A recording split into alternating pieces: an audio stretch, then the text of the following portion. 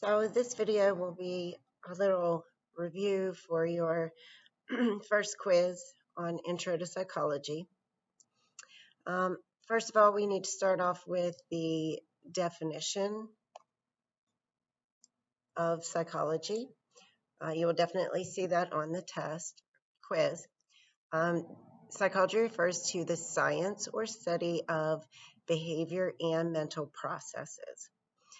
So you also see a question that will ask, it'll give you a specific description or real life scenario, and you'll have to pick out whether or not it is a behavior or mental process. So keep in mind that behavior is anything that we can observe. This is an action that we can all agree upon. Somebody looking at you, walking across the room, writing on your paper. A mental process is something that's internal.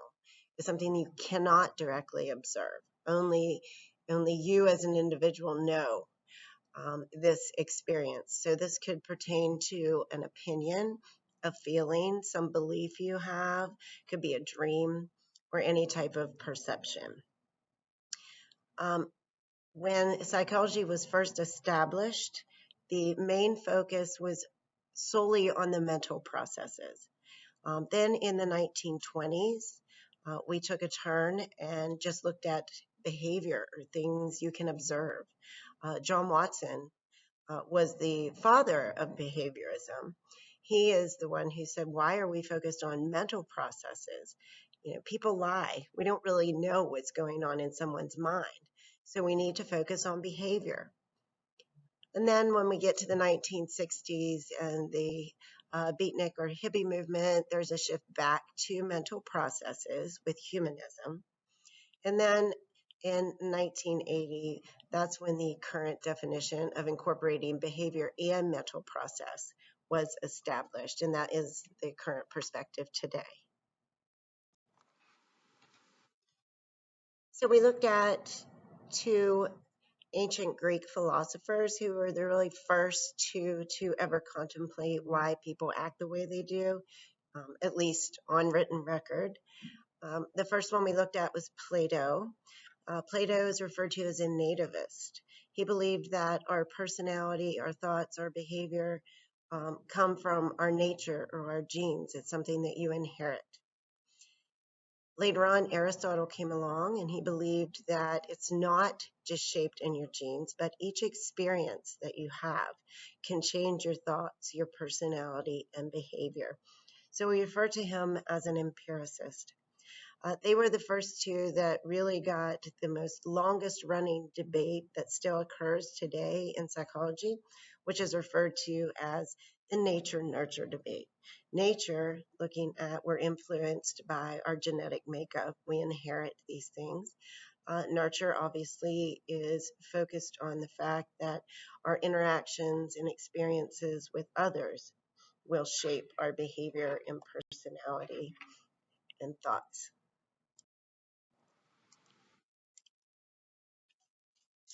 So the first actual psychologist was a man from Leipzig, Germany, and his name was Wilhelm Wundt.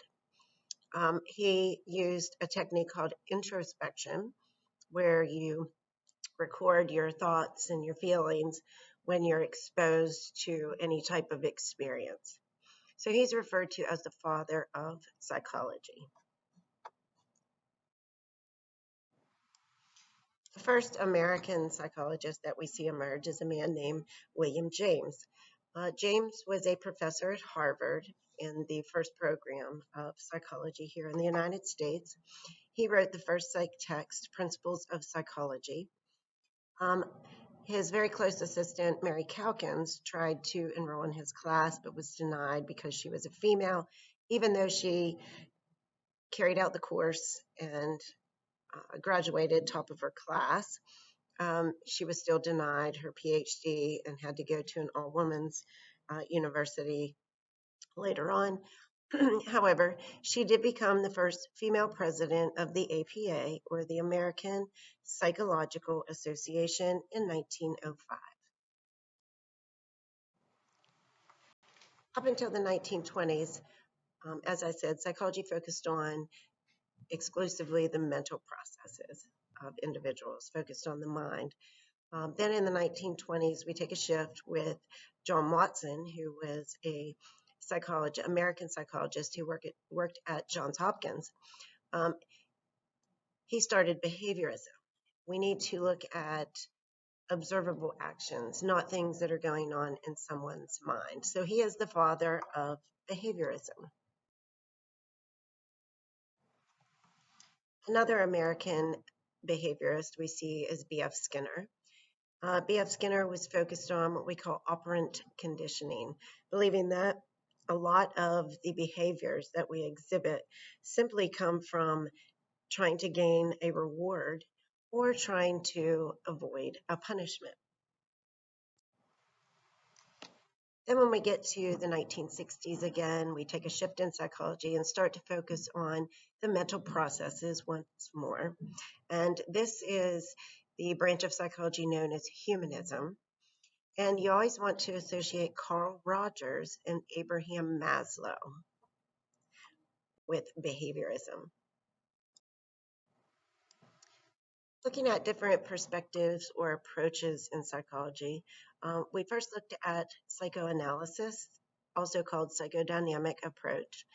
This was created by Sigmund Freud. And from this perspective, we explain behavior stemming from unconscious thoughts, so thoughts you're unaware of, or it could be some early childhood experience that caused us to act or think a particular way later in life.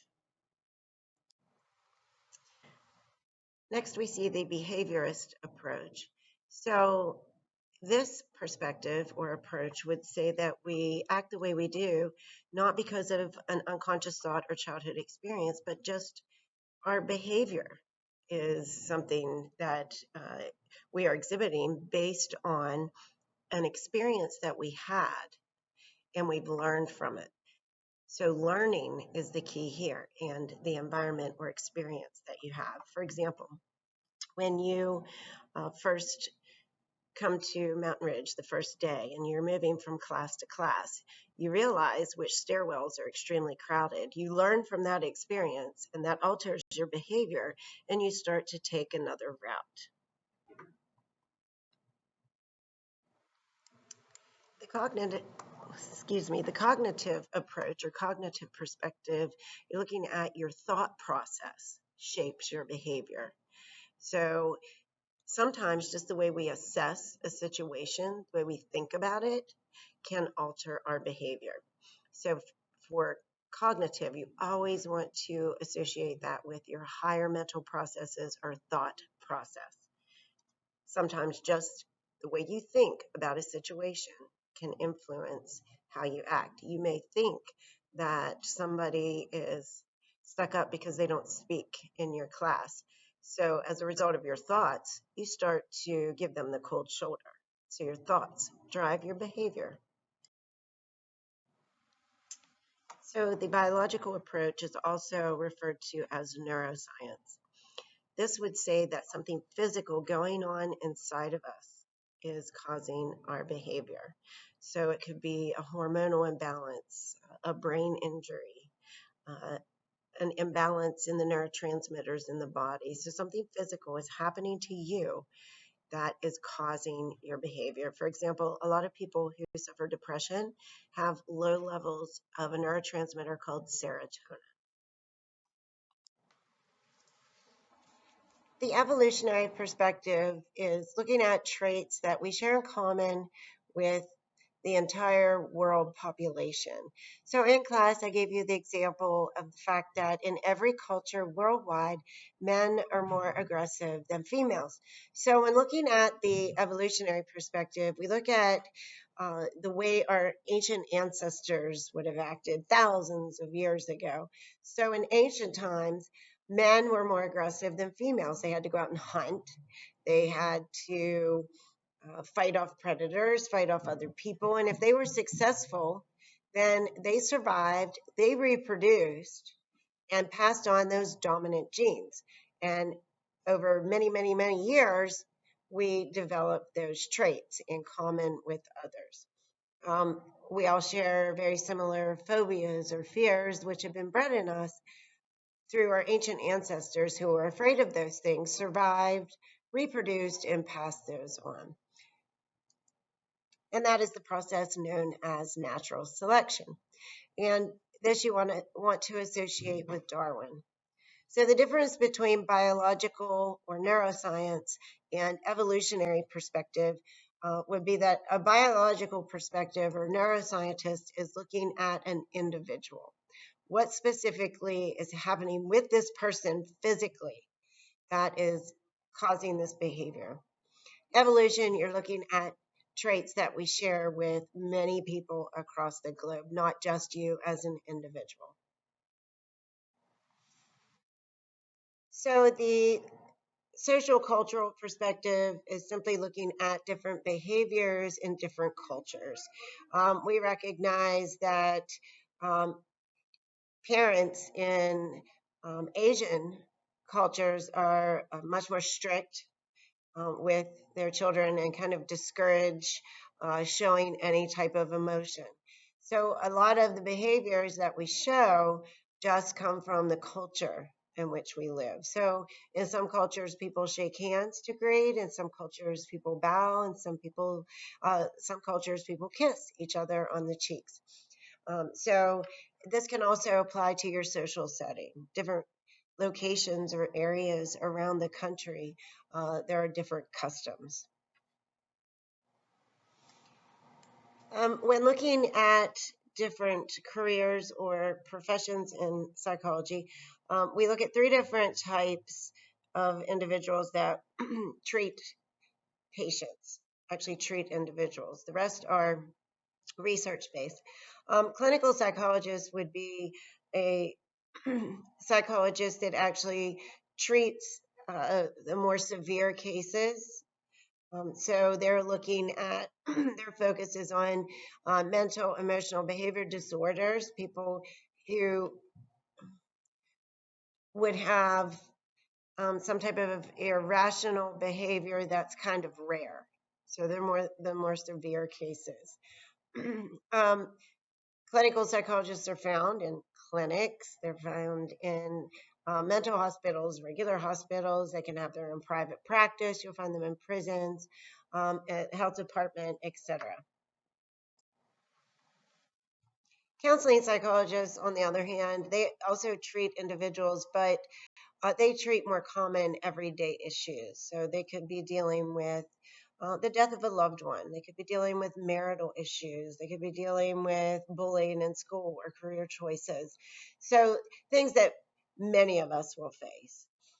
So more common everyday issues, whereas the clinical psychologists, they're dealing with things that most of us will not ever have to deal with. Counseling psychologists can be found in hospitals, at health departments. They can have their own practice. They can be found in schools and also mental hospitals as well. So developmental psychologists, they study changes over time. They look at how we develop as individuals, mature and grow. So you're looking at lifespan here. That is your connection.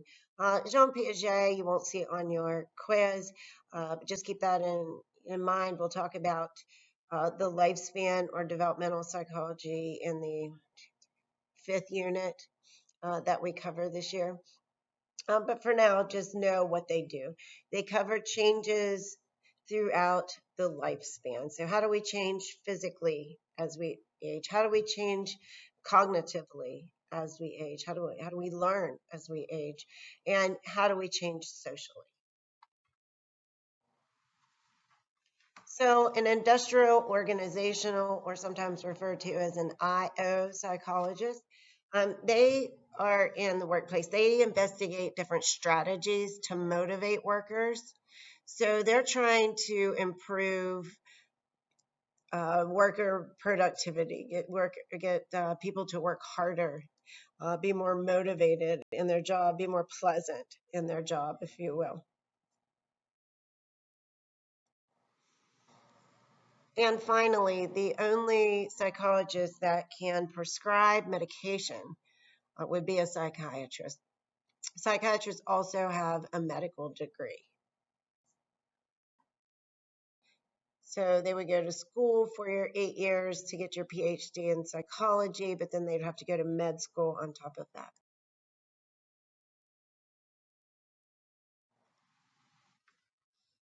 And finally, you're looking at 2 different types of research. Any of the different psychologists that are research-based, they can gather applied or basic. Applied is something you can apply to the real world. It's something you can use. So strategies to help improve memory, that's something that you can research and actually use in real life. Basic is just knowledge for knowledge's sake. You really can't use it in real life. It's just nice to know. So let's say the genetic code of a fruit fly. That would be an example of basic knowledge. Nice to know, but you can't really apply that to everyday life. All right, so that's everything that you need to focus on for your quiz for the Intro to Psychology.